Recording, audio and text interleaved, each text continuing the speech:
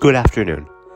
Before I begin this podcast, I would like to acknowledge the traditional territory of the Secwepemc and Musqueam First Nations and all of the Humsqueam speaking peoples who have been stewards of this land since time and immemorial.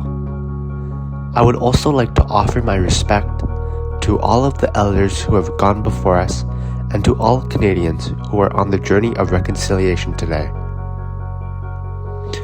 You may be asking yourself, what does reconciliation mean?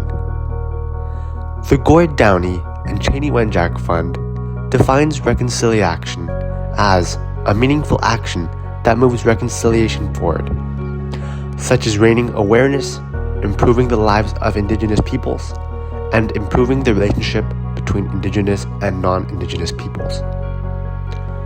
Additionally, the Trellis Society adds that reconciliation means turning words into actions, building trust, relationships, and challenging corrupt systems. Reconciliation is the doing of reconciliation on supporting Indigenous peoples in their daily lives through humility and respect. For me, reconciliation is the shift from learning about reconciliation to taking action to help Indigenous peoples today. It is the movement from learning to action, where awareness turns into responsibility and becomes action.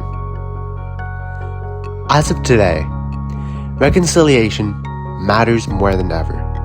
But to new Canadians, what does it represent? The National Centre for Truth and Reconciliation teaches us that reconciliation is about learning the history of colonization and residential schools, and recognizing the Indigenous contributions and current injustices. In Canada, residential schools lasted more than a century, forcibly removing children from their families, culture, and heritage. The Truth and Reconciliation Committee documented widespread abuse, culture suppression, and trauma that still continues on today. These truths are not the past. They shape the realities of Indigenous communities right now. Reconciliation is not symbolic. It is essential to maintain healthy relationships with Indigenous cultures across Canada. For me, reconciliation will be about understanding the peoples whose land I live on, Tsawwassen.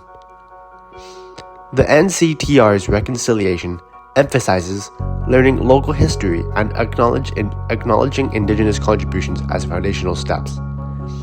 As a Canadian citizen, my reconciliation action plan begins by understanding the peoples whose land I live on. First, I will continue learning about Tsawwassen and Musqueam governance, cultural teachings, and community projects. This is not a task, but a lifelong responsibility. The Trellis Society highlights that reconciliation requires showing up, building relationships, and listening deeply to others. Moreover, I will attend Indigenous-led cultural events, workshops, and gatherings across Delta and the Lower Mainland. I will also learn directly from Indigenous voices, artists, and elders through podcasts and videos. Additionally, I will support Indigenous language revitalization projects, as it is a core part of reconciliation. The Government of Canada recognizes that reconciliation requires the celebration of Indigenous languages.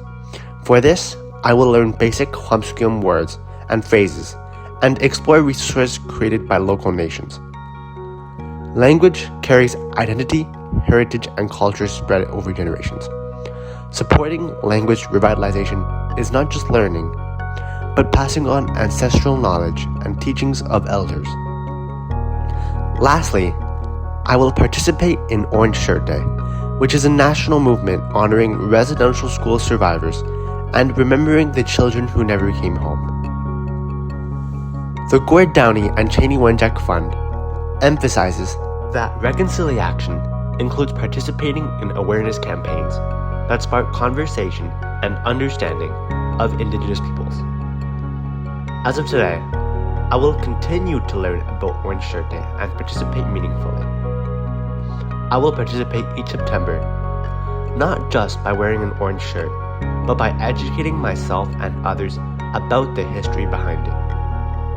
Altogether, these actions matter as a commitment of respect, responsibility, and truth. My reconciliation plan is not perfect, but I cannot change Canada's past. However, I can change Canada's future. Reconciliation is a shared responsibility, and it begins with each of us taking small steps forward to a brighter future. I hope my commitments inspire you viewers to reflect on your own plan in reconciliation and consider what reconciliation you can take today, tomorrow, and in your journey throughout life. Thank you for listening to this podcast.